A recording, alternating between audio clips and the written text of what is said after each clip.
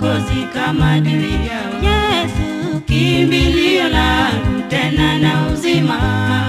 Yesu ameshakomboa maisha yangu. Yesu kimbilio langu tena na uzima. Yesu ameshakomboa maisha yangu. Yesu kimbilio langu tena na uzima. Yesu ameshakomboa maisha yangu. Shalom, shalom, wapewe sifa Yeshua. Ni wakati mwema ambao tunazidi na tunataka kujifunza kuhusu sanamu katika maisha ya Mkristo. Sanamu katika maisha ya Mkristo. Haleluya. Sanamu. Sanamu ni nini? Sanamu ni kitu kilichotawala akili na moyo. Ibada ni nini? Ibada ni mazoea ya kutawaliwa na kitu fulani. Sanamu katika maisha ya Wakristo imekuwa dhambi. Ndio maana sanamu inaonekana ina nguvu kuliko wao. Kumbuka, sanamu inadhaniwa kuwa Mungu. Kwa hiyo sanamu ina nguvu kuliko wao. Manake dhambi ina nguvu kumliko Mkristo. Kinachofanya dhambi na kushinda ni huna Roho Mtakatifu wa Mungu.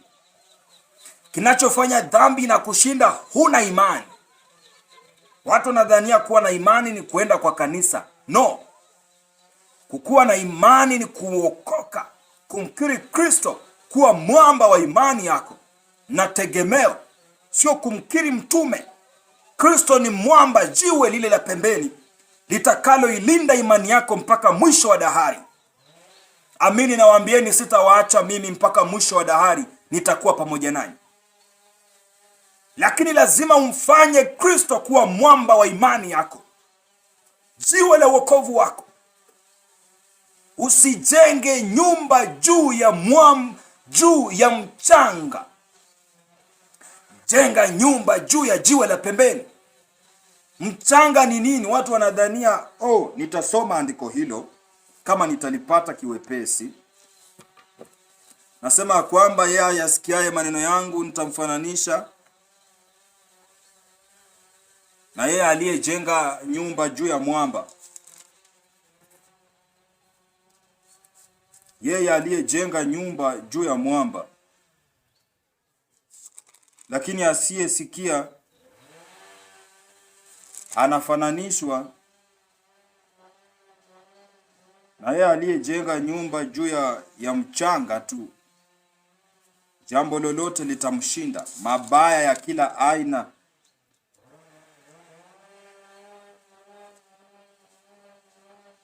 Ngoja nikusomea hapa kwanza.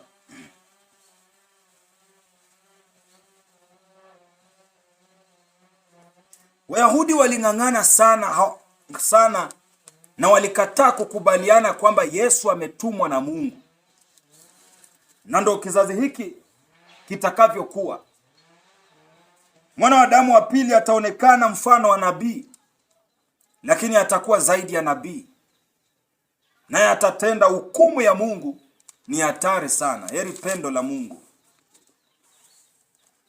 Nasema kwamba basi Yesu akapaza sauti yake hekaluni akifundisha na kusema, mnanijua na huko nitokako mnakujua, wala si kuja kwa nafsi yangu, ila yeye aliyenipeleka ni wa kweli. Msiyemjua ninyi, mimi namjua, kwa kuwa nimetoka kwake, naye ndiye aliyenituma. Basi wakatafuta kumkamata, lakini hakuna mtu aliyeunyosha mkono wake ili kumshika, kwa sababu saa yake ilikuwa haijaja bado. Na watu wengi katika mkutano wakamwamini, wakasema, atakapokuja Kristo, je, atafanya ishara nyingi zaidi kuliko hizi alizozifanya huyu?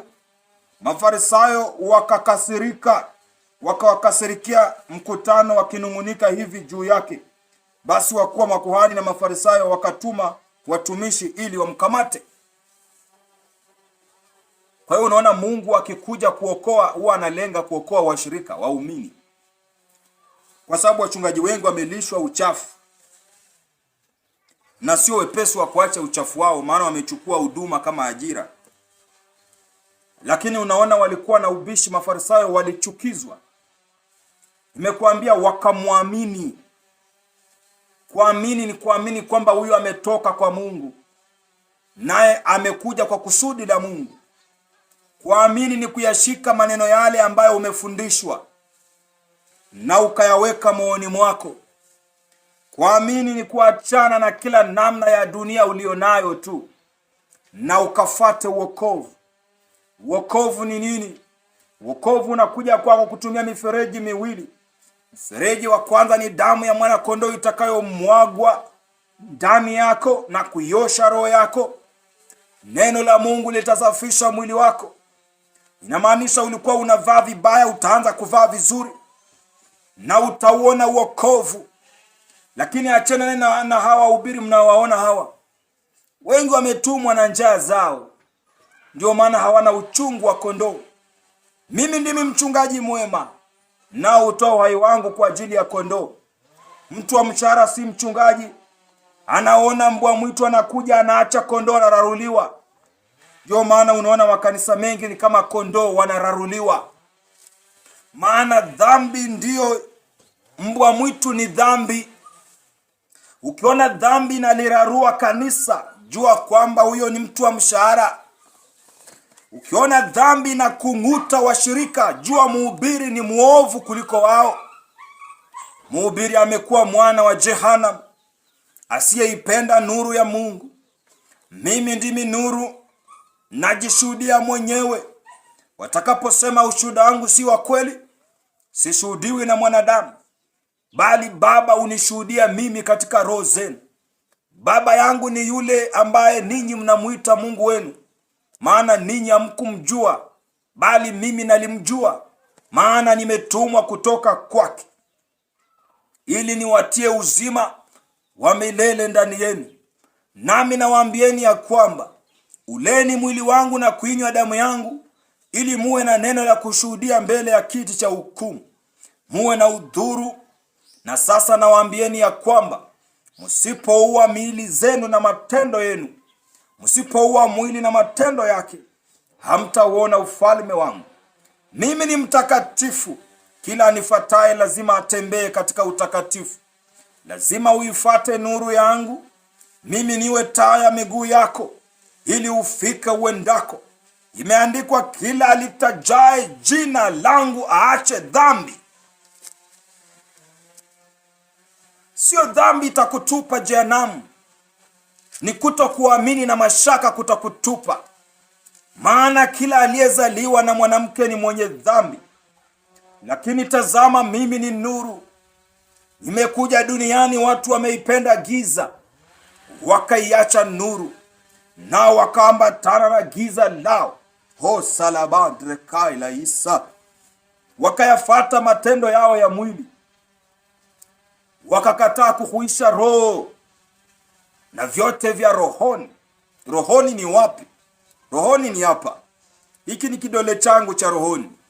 Rohoni sio ulimwengu mwingine mnavyoambiwa, bali rohoni ni huu ulimwengu. Lazima maisha yako yabadilike tukiyaona. Sio kwamba umebadilika rohoni, sio kwamba wewe ni nabii rohoni. Lazima utabiri mambo ambayo Mungu anayatenda. Lazima uyafanye mapenzi ya Mungu ungalipo duniani. Maana siku yaja, wengi watatamani kuyafanya mapenzi ya Mungu. Watatamani pendo la Mungu liwe ndani yao, watashindwa, maana rehema zimefungwa. Kuna siku wengine wataugua mioyo. Wataugua mioyo. Sikiliza.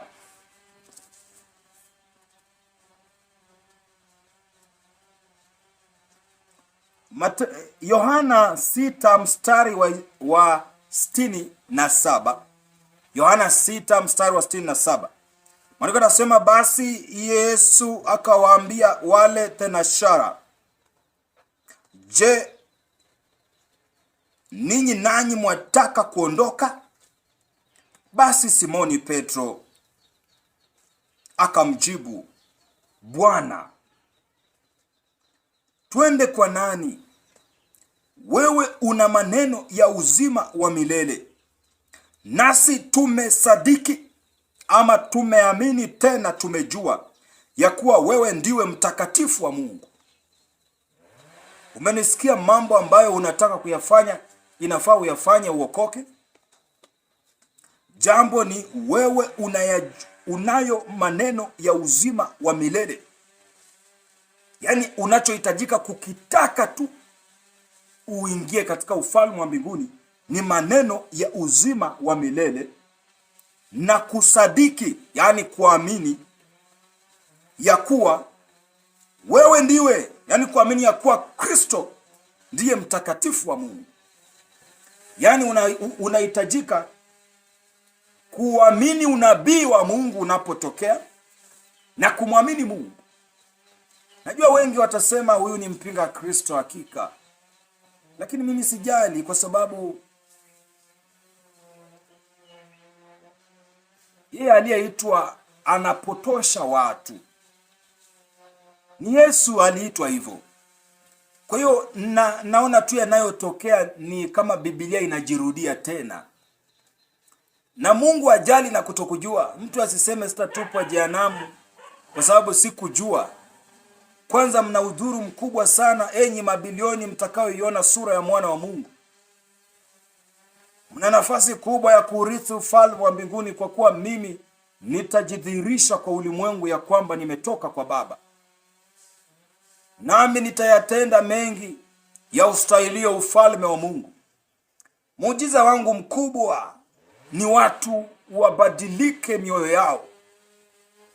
Watu wamuone Mungu maishani mwao. Sio kwamba watu wabarikiwe. Muujiza wangu mkubwa, nataka uwe kama mimi. Katika kuomba uwe kama mimi. Katika kusoma neno la Mungu uwe kama mimi. Katika kuimba kama mimi. Katika ujasiri kama mimi. Katika imani kama mimi. Yaani kiufupi, nataka nikae ndani yako. Nataka niwe mimi ndiye kiongozi wa maisha yako. Kama vile Baba anavyoongoza maisha yangu, nami yanipasa niwaongoze katika ufalme wangu. Kwa kuwa Baba aniongoza katika Sayuni yake, nami nawaongoza katika Sayuni ya pili. Ufalme wa mbinguni haupo mbali na wanadamu. Wengine wana njia za ufalme wa mbinguni ndani ya kabati zao. Ndio hii. Mungu hapatikani kanisani, bali Mungu anapatikana ndani ya Biblia. Kuna uwezo kama moto unaotoka ndani humu. Ndio maana uwezo huu ukimuingia mtu utasikia anasema kwa lugha za malaika. Maana hakuwa anasoma mtu, bali alikuwa anasoma Mungu. Mwanadamu ni roho ambayo sio takatifu. Biblia ni roho takatifu. Kwa hiyo ukiwa hivi unasoma, hii roho inajifunza tabia za hii roho. Na maandiko yamesema nini? Mungu ni roho. Lakini Biblia hii itakuelekeza kwangu, ukanisikilize kimakini. Maana mimi ndimi niliye na uzima peke yangu. Maana nuru ni moja duniani, na giza nimeifunika dunia nzima. Watu hawapati kuangaziwa nuru wakaokoke. Watu wanafuata vitu vya dunia. Kanisa imekuwa ni kanisa ya vitu vya dunia. Sasa hivi dhambi inashukuriwa na kutukuzwa kanisani. Wakati katika kanisa la kwanza, mtu alipotenda dhambi kanisa yote ilihuzunika. Sasa hivi mtu akitenda dhambi kanisani wanamwambia you are very smart. Fashoni ilipoingia kanisani iliwaua wanawake. Wanawake hawauoni ufalme wa mbinguni. Ni wachache tu akina Miriamu Magdalena na wale waliokuwa karibu na Kristo ndio waliouona ufalme wa Mungu. Lakini sasa ninyi wa kizazi hiki na mapambo yenu, inahuzunika mtauona ufalme wa mbinguni. Huenda mhubiri wako atakudanganya ya kwamba uzima wa milele ndio huu. Lakini mimi nakuambia uzima wa milele ndio huu, umjue sana, wakujue Baba Mungu wa pekee wa kweli na Kristo uliyemtuma. Huo ndio uzima wa milele. Amen. Turudi katika sanamu. Kwa sababu Warumi 1:20, kwa sababu mambo yake yasiyoonekana. Sikiliza. Kwa kuwa mambo ya Mungu yanayojulikana yamekuwa dhahiri ndani yao, kwa maana Mungu aliwadhihirishia hayo. Mambo ya Mungu yanayojulikana ni maandiko, ni unabii, yamekuwa dhahiri ndani yao.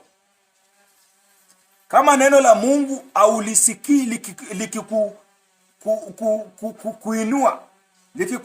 likikutoa sehemu mpaka sehemu, you are listening wrongly. Unasikiza vibaya. Wewe ni Farisayo. Sasa unaanza kuwa Farisayo. Kwa hiyo utabobea na mwishowe utabobea jehanamu ya moto. Haijalishi kwamba ulifanya nini. Mungu anataka matendo matakatifu. Ndio maana kuna manabii watamwendea, walitabiri kweli, wakasema, asema Bwana majeshi, lakini atawaambia, ondokeni kwangu ninyi mtendao maovu. Kuna wainjilisti walienda Rwanda, walienda Uganda, Tanzania, Burundi, wakaenda nchi za mbali. Wainjilisti wataambiwa, ondokeni ninyi mtendao maovu. Mungu anataka unavyozidi kuwahubiria wenzako, fanya yale ambayo unahubiri. Mhubiri lazima awe kiongozi. Kumtumikia Mungu sio kuhubiria wenzako.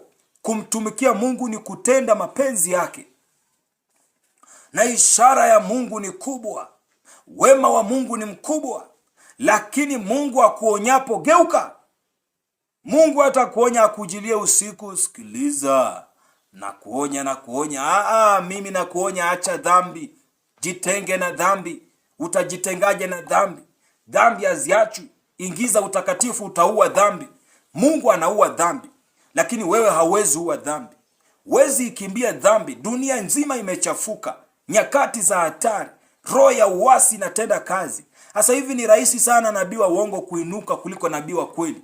Maana wote wamejawa na tamaa ya pesa, umaarufu na magari. Wote, yani Mungu akupanga uhubiri ukiwa na gari, wewe sasa umeanza kuchangisha gari kanisani. Wewe hata kanisa hujalijenga, umejawa na ufidhuli na uchafu wa dunia. Nami nawaambieni hakika, hamtastahili uzima huo, msipogeuka mioyo yenu, mkajitenga mbali na matendo yenu ya zamani. Matendo ya zamani ni yale matendo ambayo ulikuwa nayo kabla kukutana na Injili. Maana ni uwezo wa Mungu uletao wokovu. Lazima ukikutana na Injili ya kweli ikuokoe. Isipokuokoa wewe sio mwenye haki. Maana kama sema mwenye haki ataishi kwa imani. Kwa hiyo kama wewe sio mwenye haki, huwezi ukaishi kwa imani. Huwezi ukaishi maandiko. Kwa maana neno la Mungu ni uzima. Neno la Mungu ni haki. Neno la Mungu ni utakatifu. Haleluya. Maana anasema waliubadili, sema tangu kuumbwa. Kwa sababu mambo yake yasiyoonekana tangu kuumbwa ulimwengu yanaonekana na kufahamika kwa kazi zake. Yani uweza wake wa milele na uungu wake. Uweza wake wa milele. Mungu anataka uwe na uweza wake wa milele ndani yako ili uwe Mungu. Maana maandiko yanasema ninyi ndinyi miungu, yani ninyi wanadamu ninyi ni miungu. Mkiwa wengi ninyi ni miungu. Ukiwa wewe peke yako wewe ni Mungu. Kwa hiyo Mungu anataka tabia zake ziwe. Tabia za Mungu ni gani? Ni kutenda wema wakati unaohitajika, wakati usiohitajika, wakati ambao ni kutenda wema wa Mungu. Wema wa Mungu ni utakatifu. Mungu ni mtakatifu basi. Ndio maana maandiko yanasema wanadamu wanaitwa watakatifu. Basi. Utakatifu ni nini? Ni imani hata imani. Ni haki ya Mungu kudhihirishwa ndani yako kutoka imani hata imani. Haleluya, baya si. Mtakatifu. Sasa hiyo haki ya Mungu.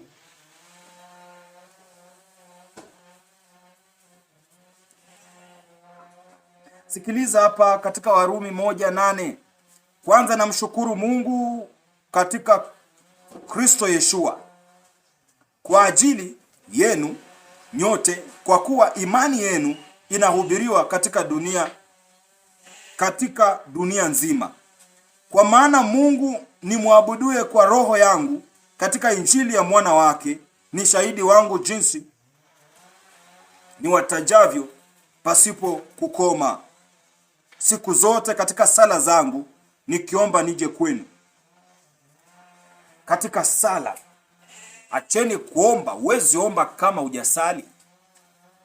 Kusali ni kutubu.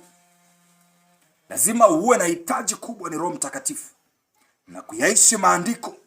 Lakini nasema imani yenu katika Kristo, imani ya Mungu ndani ya Kristo. Lakini sasa Mungu ndani ya Kristo ni Mungu tu, yani imani katika roho ndani ya mwili. Ndio maana ya hapa inahubiriwa dunia nzima. Yani kitu ambacho unakosa ni imani. Kila ukisikia neno la Mungu liamini ya kwamba hili neno nimelisikia, limeniingia, nitaliishi tu kwa msaada wa Mungu. Hiyo ndio imani. Nimesikia kwamba bali wazinzi, waongo, watendao machukizo watairithi jehanamu. Mungu ataniokoa na hayo yote. Na unaanza kuchukua hatua. Mungu aone huyu hataki uzinzi, na anakusaidia. Ukianza kuchukua hatua, sasa utaletewa msaidizi, Roho wa uzima asiambatana na uchafu. Maandiko yamesema atawashuhudia habari za dhambi na atawafundisheni mambo yajayo. Yani utaanza kuona vitu vitakavyo kutokea. Utaanza kuona nanena kwa lugha. Utaota unanena kwa lugha. Na yani kuambiwa ni kitambo kidogo utanena. Nuru itakumulikia. Nuru itakuangazia. Na utajawa na amani. Usitafute amani kwa vitu vya dunia. Usitafute amani kwa mambo ya walimwengu. Miungu inafanya mnakosa amani. Mungu wako amekuwa pesa. Vitu vinavyoonekana vinafanya mnakosa amani. Mungu wenu amekuwa utajiri. Mungu wenu amekuwa mume wako. Mungu wako amekuwa mke wako. Mungu wako ni mhubiri wako. Umeyafanya mambo, mifano ya wanadamu kuwa ni mambo ya Mungu. Mungu haonekani na ni Roho Mtakatifu wake. Roho Mtakatifu aabudiwe katika roho na kweli. Jitengeni na kila uasi. Yafikirieni yaliyo ya Mungu. Jitengeni na mambo ya wanadamu. Mwanadamu leo atafikiria mema, kesho ni mabaya. Utapata Mkristo pia leo amefikiria mema, kesho ni mabaya. Kwa maana wewe ni mwenye dhambi uliojificha madhabahuni. Lakini maandiko yanasema, naliwaona watu wasio na idadi, wadogo kwa wakubwa, wakimwomba Mungu kwa imani. Rabalebe saya masika. Ramalimari basika. Wakiwa wamevaa mavazi meupe mbele ya kiti cha enzi. Lazima mtazamia kuvuka ng'ambo ya Yordani. Lazima mtazamie kuvuka kwenda ng'ambo ya ufalme wa mbinguni. Tokeni ng'ambo ya mateso, ng'ambo ya manabii wa uongo, ng'ambo ya dhambi za dunia, ng'ambo ya uovu, ng'ambo ya kukosa imani, ng'ambo ya kukosa ujasiri, ng'ambo ya kukosa utulivu na amani itokayo ndani yenu. Vukeni ng'ambo ya utakatifu. Achaneni na ng'ambo ya injili za kiwanadamu. I need everybody here to repent. Lazima kila mtu atubu. Lazima utubu tu. Hata imani yako imejaa mavumbi. Tubu tu. Tubu tu imani hiyo. Tubu bila kukoma. Tubu bila kukata tamaa. Muangalie msalaba ule. Damu inatiririka tangu miaka 2000 iliyopita. Katika roho, damu ya Yesu inatiririka ili kukutakasa tu. Tubu tu dhambi zako. Jitakase makosa hayo. Mwambie Mungu ukweli. Usimfiche chochote. Kiri makosa yako mbele zake. Heriba ya kadiba ya seka. Horamari masika la mandri na naita saili sika. Haleluya, haleluya, haleluya.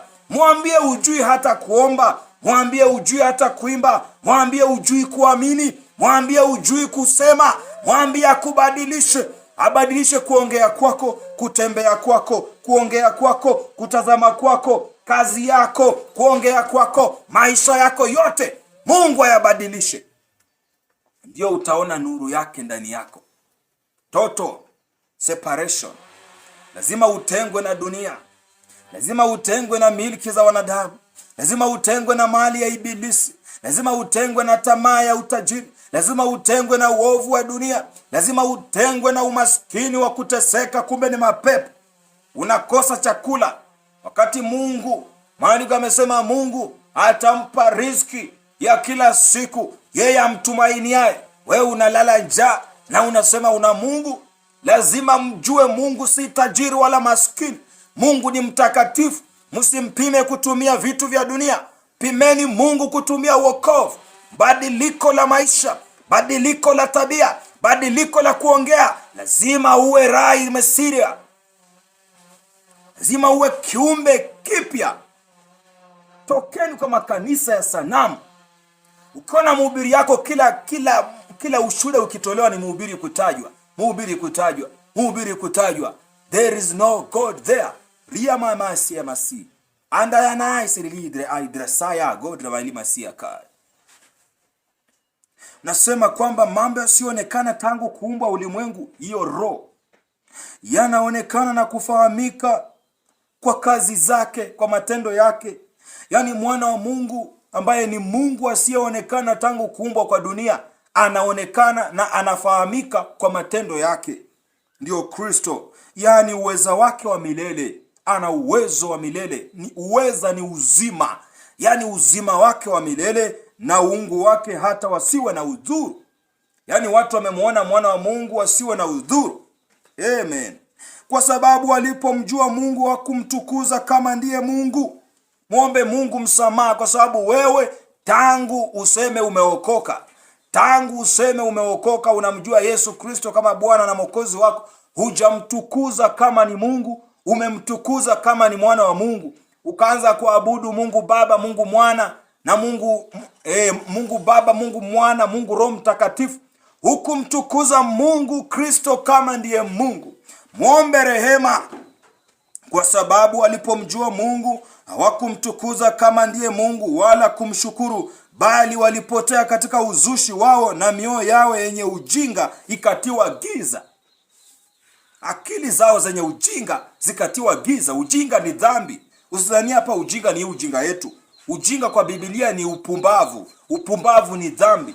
Mhubiri anasema dhambi ni upumbavu, wenye dhambi ni wapumbavu.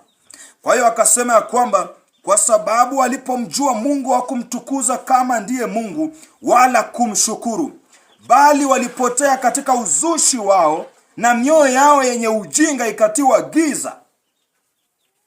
Walipotea katika uzushi. Uzushi ni kupingana na kuja. Bwana amenifunulia, Roho Mtakatifu amenifunulia ya kwamba ukiimba uweke mkono hapa kwa kichwa utaona rehema. Roho Mtakatifu amenifunulia sijui kuingia rohoni nini. Bwana amefunua. Hakuna Bwana kufunua kitu ambacho hakipo kwa Biblia.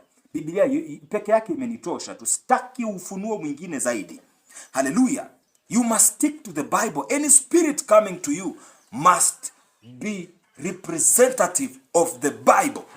Lazima Mungu yoyote ajaye kwako Mungu yoyote lazima awe Mungu wa Biblia. Akiongea kitu nje ya Biblia, never.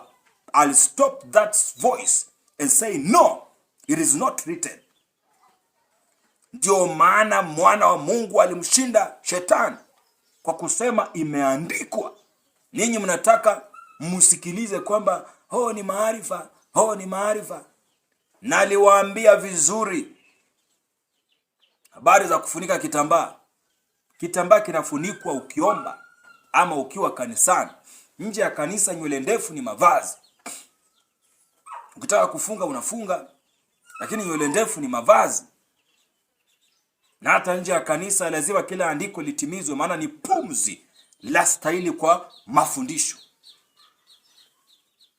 Huo ndio uzima wa pekee. Usidanganyike na uzima wa kitambo kidogo. Usitue ujinga mioyo yao ukapotee. Wakaubadili utukufu wa Mungu asiye na uharibifu kwa mfano wa sura ya binadamu aliye na uharibifu, na ya ndege na ya wanyama na ya vitambaavyo. Usibadili sura ya Mungu kwa viumbe vyovyote. Namaanisha Mungu awe ni wa kwanza na wa mwisho. Yeye ni Alfa na Omega.